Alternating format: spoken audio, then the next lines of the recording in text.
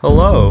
I'm sure we all remember the first time the world was shown the absolute gem of a game that is Fnaf 2. The big sequel to the absolute icon of a game that was Fnaf 1, which at the time of its release absolutely dominated the indie horror scene due to its very tense atmosphere and instantly iconic characters. My personal favourite is Bonnie. Going back to Fnaf 2 though, do you remember your first time getting jump scared? It was probably one of the Wizards. Maybe you forgot to flash Foxy. But you noticed something. The game over screen hasn't appeared.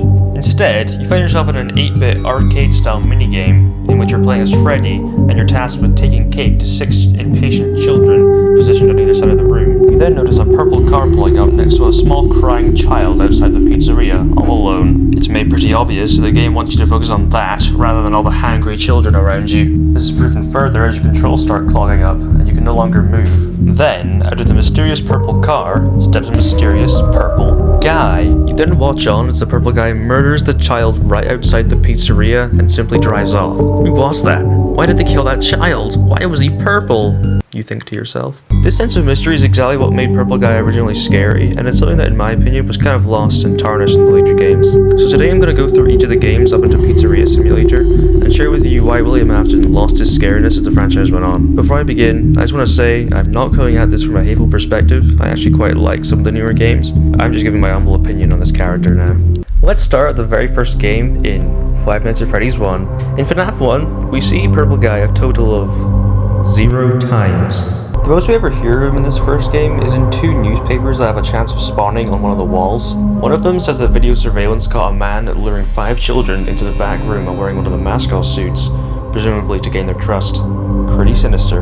The other newspaper states that the children's bodies were never found, which we know because Afton stuffed their bodies into the suits. And that's it. Now this is very bare bones Purple Guy material, but it's humble beginnings to the plum-coloured serial killer and eventual spring-locked cyborg we all know and love. And it already added another level of fear to an already scary game, knowing that a man, seemingly for no reason, lured these children away and killed them, proceeding to stuff their bodies into the suits, and that's why they're attacking you in the game? They're the vengeful ghosts of children? Chilling. Already this is scary, as apart from the whole ghost children thing, it feels grounded in reality enough to be believable that something like this could actually happen in real life. A statement that does not ring true for the later titles, that's for sure.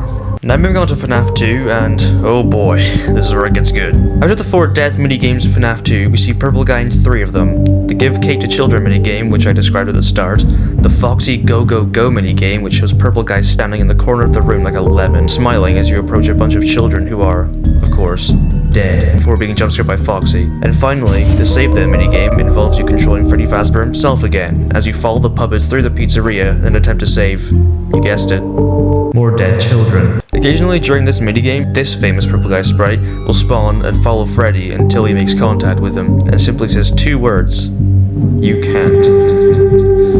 This is a response to the name of the minigame, Save Them, which means Purple Guy is actively telling you, no, you cannot save these children, they will die. If this doesn't make you feel an ounce of fear towards this man, I don't know what to tell you. To me, this made Purple Guy come across as a complete psychotic evil maniac who takes pleasure in, well, killing kids. So, a lot of information established in FNAF 2.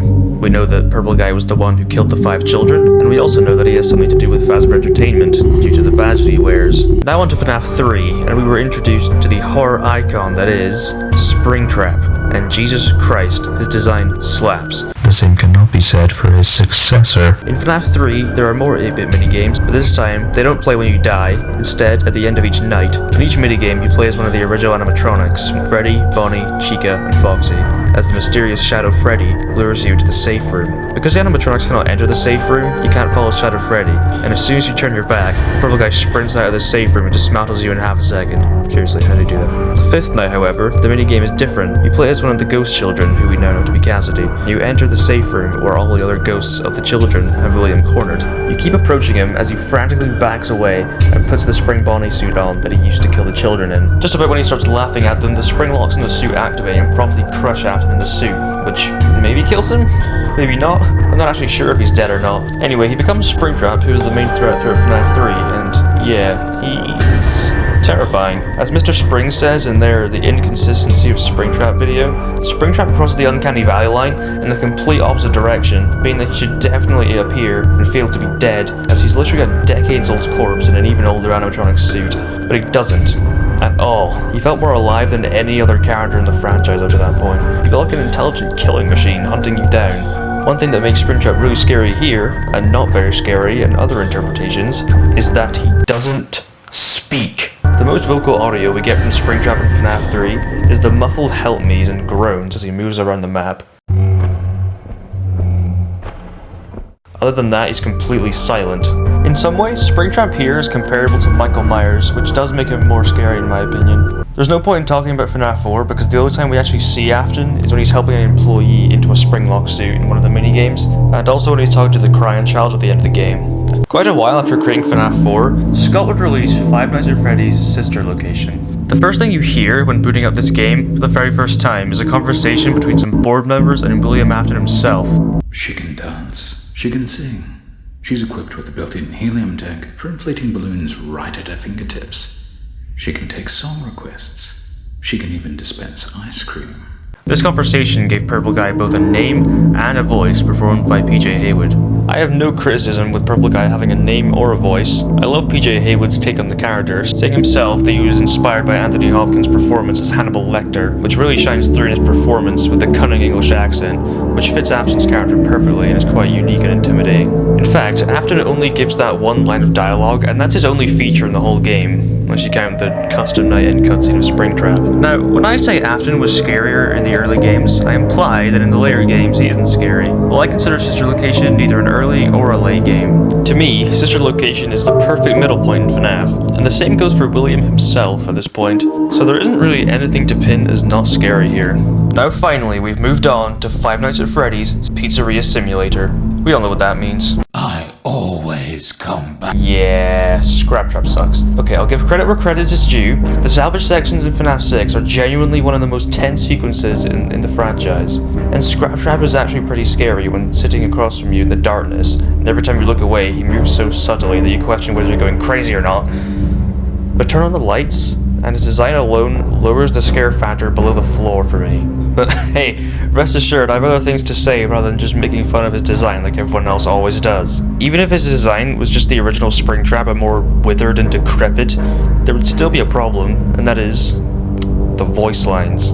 I know, I'll always come back, he's iconic at this point. But after I get jumpscared by Scraptrap, let the scare have its natural effect on me, and not be immediately extinguished by Scraptrap spouting some corny line. Another reason why Afton loses his scariness here, in FNAF 6 especially, is because the only reason that he's at Henry's establishment to begin with is because of his own ignorance. He saw a new Freddy's had opened, and even though it was very, very obviously a trap, he still decides to show up, doesn't he? And just present himself for another fire, which is exactly what happens. Which is just completely stupid on William's part, and that's the issue. The fact that William has been made out to be a pathetic, petty little man in a bunny suit just kills his fear factor. But at the end of the day, this was Scott's vision, and even though William was scarier in the early games, the fact is that it just doesn't matter. William Afton is still a great character and a great franchise. That'll be it for me. I know some people are probably going to see this and write this video off as just a video hating on everything post FNAF 4, but I do genuinely love the whole of this franchise, so please, if you enjoyed this video, leave a like, and also please leave a comment with your thoughts on this. Whether you agree or disagree, I don't mind.